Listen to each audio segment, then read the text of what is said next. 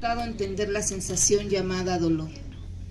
En la Edad Media, los europeos utilizaron el dolor como un instrumento de justicia. Los condenados eran sometidos a torturas públicas, un espectáculo que atraía a un pueblo entero. El condenado era quemado, colgado o decapitado, y el cuerpo sin vida quedaba expuesto a su putrefacción, lo que ahora nos parecería como historias de horror. ¿Y por qué empiezo con esto?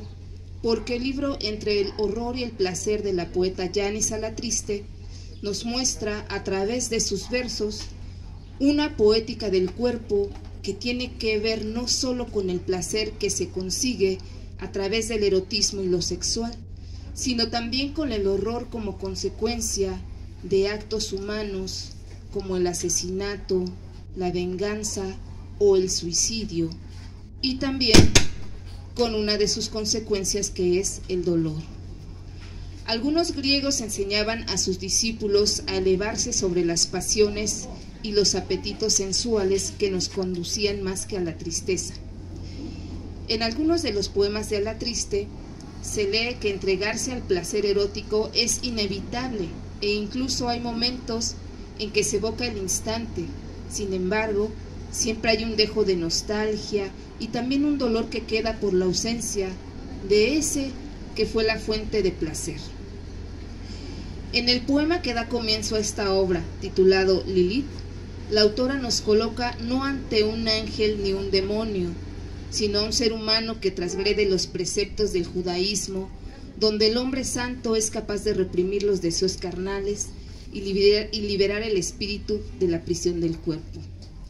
Lilith no acude a la felicidad porque no se va al cielo, recorre el infierno, en donde según la tradición era el lugar para el dolor eterno. Y cito unos versos de ese poema Lilith. Ella de carne, de hueso, nunca mente etérea, no es ángel, no es demonio, es humana febril. Investigaciones realizadas muestran que algunos huesos exhumados de antiguos sitios de entierro han revelado pequeños agujeros hechos en el cráneo. Dichos orificios son el resultado de una prehistórica trepanación, cirugía que aún se practica en zonas primitivas.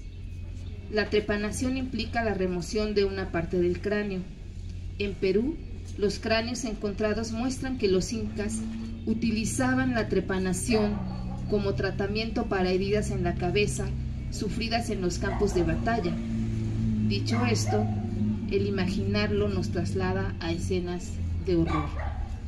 Yanis Alatriste, en el poema Inmortal, bien muestra que los restos humanos arrojan resultados como apuñalamiento, cabeza deshecha por una piedra, extracción de órganos, descomposición y una madre que buscó a su hija y la encontró en una bolsa de plástico. Así también, dentro de esta poética del cuerpo, entra sin duda el masoquismo. La historia también da cuenta que en algunas culturas aborígenes las mujeres soportaban tranquilamente que les seccionaran trozos de piel en el torso para dibujar figuras geométricas que demostraran que ya eran mujeres. En el caso de los poemas de Alatriste, como el que titula Bugambilia, la causa del dolor es el amor, al que sin embargo se le disfruta pese a que pueda ser un veneno o un sentimiento que nos parte, nos raja y nos rompe, nos vuelve esqueletos o cuerpos diseccionados. Otro momento de este poemario es sin duda el que nos coloca frente al suicidio, que al igual que en algunas culturas era utilizado como medio para huir de una situación como la humillación, la pérdida del honor o para escapar del dolor y el sufrimiento. Hoy en día se recurre a él como vía para escapar de los horrores del mundo. Y cito un fragmento del poema Navaja. En los jirones dentados de mi neblina nucal se humedecen de llanto mis labios. Mis dedos dibujan siluetas en mi brazo izquierdo, rasguños, desesperanza. Mis dedos ahora son una navaja. Sobre la mesa del comedor hundo el filo sin temor. Venas abiertas, Es como si cortara fruta fresca en el verano, sandía o pitahaya morada. Tejo mis sueños, mientras la sangre secular, magnéticamente secular, se desborda. Los jirones dentados de mi neblina vocal no quieren gritar. Mis pulmones besan la inestabilidad. No respiro más. Por fin, gracias a la navaja, el mundo ya no dolerá. El mundo ya no dolerá. El mundo ya no dolerá. El mundo ya no dolerá. Aquí termina la cita del poema de Alatriste. También existe aquí el inevitable deseo de venganza, el castigo para quien es asesino, abusador o violador. Según los estudiosos y las leyes, los actos de venganza están prohibidos y se dice que ese hecho hace que para los humanos crezca como un deseo ante la imposibilidad de consumir una venganza. Por ello, cuando alguien la realiza, nos causa cierta satisfacción, como puede suceder con el poema titulado Fuego Lento. Y cito unos versos. No violará, lo va a quemar, no violará, lo va a quemar, llena su cuerpo con gasolina, que todo arda, que todo arda, ella sonríe, él ardió.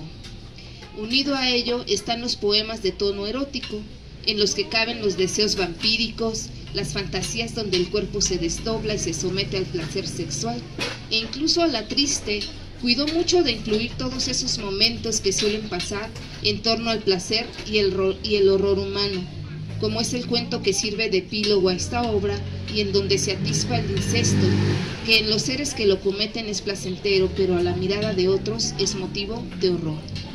Para ser testigos de eso y ahondar más en el tema, es necesario que ustedes, lectores, se acerquen a la obra de Alatriste y a través de entre el placer y el horror, lleguen a sus propias conclusiones y pongan a prueba su amplitud de criterio. Muchas gracias. Muchas gracias aquí a maestro Roberto y la maestra Hortensia.